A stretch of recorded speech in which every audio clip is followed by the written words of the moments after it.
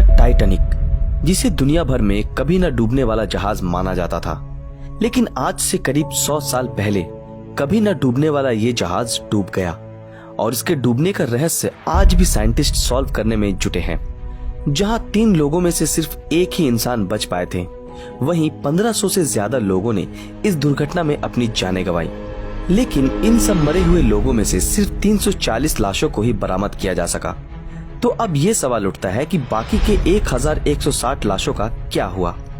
चलिए उससे पहले एक रीकैप देख लेते हैं। अप्रैल 14, 1912 को जब आरएमएस टाइटैनिक एक आइसबर्ग से टकराने की वजह से पानी में समाने लगा, जिस वजह से 1000 से ज्यादा लोग नॉर्थ अटलांटिक ओशियन के बर्फीले पानी में डूबकर मारे गए, जिसका तापमान -2 डिग्री सेल्सियस बताया जाता है। इतने लोगों के मारे जाने के पीछे जो सबसे अहम कारण बताया जाता है वो है टाइटैनिक पर लाइफ बोट्स की कमी। जहां टाइटैनिक के पैसेंजर कैपेसिटी के हिसाब से 60 लाइफ बोट्स होने चाहिए थे, वहीं टाइटैनिक पर सिर्फ 20 लाइफ बोट्स ही मौजूद थे। लेकिन इतने बड़े शिप पे लाइफ बोट की कमी हुई कैसे? जब टाइटैनिक अपनी यात्रा शुरू करने वाला था, तब टाइटैनिक के मालिक दल ने ये देखा कि अधिक लाइफ बोट की वजह से टाइटैनिक के डेक का लुक फीका फीका लग रहा है और इसी कारण उन्होंने लाइफ बोट्स को कम करने का फैसला किया। लेकिन किसे पता था कि टाइटैनिक को खूबसूरत दिखाने का ये निर्णय इतने सारे लोगों की जान ले लेगा। इससे बुरा और क्या हो सकता है कि शुरुआत में जिन लाइफ बोट्स को रिलीज किया गया, उसमें आधे पैसेंजर्स भी ठीक से सवार नहीं थे, जिसमें अगर भर भर के लोगों को चढ़ाया जाता तो शायद और भी बहुत सारे मासूमों की जान बचाई जा सकती थी। इसके बावजूद भी उन डूब रहे यात्रियों को उस बर्फीले पानी में डूबने से बचाया जा सकता था अगर टाइटैनिक के पास से गुजर रहे दूसरे शिप्स ने टाइटैनिक से भेजे गए सिग्नल्स को देख पाते। लेकिन दुर्भाग्य से ऐसा हुआ नहीं, क्योंकि साइंटिस्ट ये बताते हैं कि इन सिग्नल्स को न देख पाने का कारण था लाइट रिफ्रैक्शन। और साइंटिस्ट ये भी बताते हैं कि यही घटना उस वक्त भी हुई थी जब टाइटैनिक आइसबर्ग से टकराने वाला था, जिस कारण टाइटैनिक के चालक उस आइसबर्ग को नहीं देख पाए और बहुत देर हो गई। बहुत लोगों का ये कहना है कि आइसबर्ग को नहीं देख पाने का मुख्य कारण था कि टाइटैनिक के चालक के पास दूरबीन नहीं थी। और इसके पीछे का कारण ये बताया जाता है कि जिस कबर्ड में सारे दूरबीन रखे थे, उस वक्त टाइटैनिक पे ड्यूटी कर रहे ऑन ड्यूटी सेकंड ऑफिसर के पास उन कबर्ड्स की चाबियां नहीं थी, क्योंकि उनसे पहले जो सेकंड ऑफिसर टाइटैनिक पर ड्यूटी कर रहे थे, जिनका नाम था डेविड ब्लेयर, वो दूसरे ऑफिसर को चाबी हैंडओवर करना ही भूल गए थे।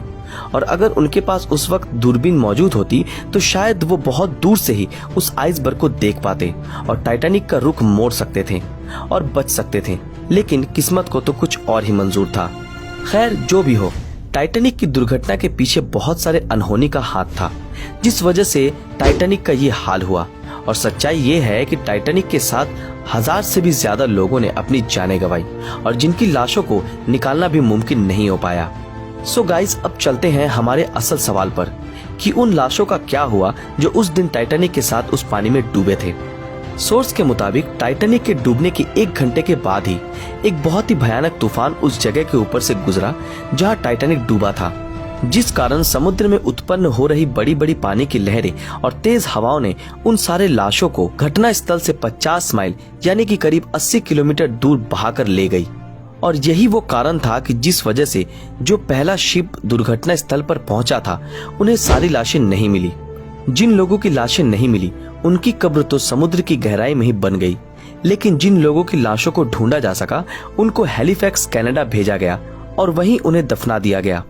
हमें अभी भी एग्जैक्ट लोकेशन का पता नहीं चल पाया है, लेकिन साइंटिस्ट अभी भी ये उम्मीद लगा रहे हैं कि वो उन लाशों को ढूंढने में कामयाब होंगे, जो हर वक्त टाइटैनिक को लेकर स्टडी कर रहे हैं और जो इसके पीछे की मिस्ट्री को सॉल्व करने में सालों से जुटे हैं। इस भयानक दुर्घटना में 1000 से ज्यादा लोगों ने अपनी जानें गंवाई, जिसके बारे में सोचने से भी आज हमारी आंखें नम हो जाती है। लेकिन अफसोस की बात तो ये है कि उस दिन उस दुर्घटना को टाला जा सकता था, लेकिन किस्मत का लिखा कौन पलट सकता है। दोस्तों, आज के लिए बस इतना ही। अगर आप भी टाइटैनिक से जुड़ी कुछ जानकारी जानते हैं तो हमारे साथ कमेंट सेक्शन में शेयर कर सकते हैं। अगर ये वीडियो आप लोगों को पसंद आया हो तो इस वीडियो को लाइक और ज्यादा से ज्यादा शेयर जरूर करें। दोस्तों, क्या आपने हमारे फेसबुक पेज ब्रीदिंग नॉलेज को फॉलो किया है? अगर नहीं किया तो अभी तुरंत कर लें।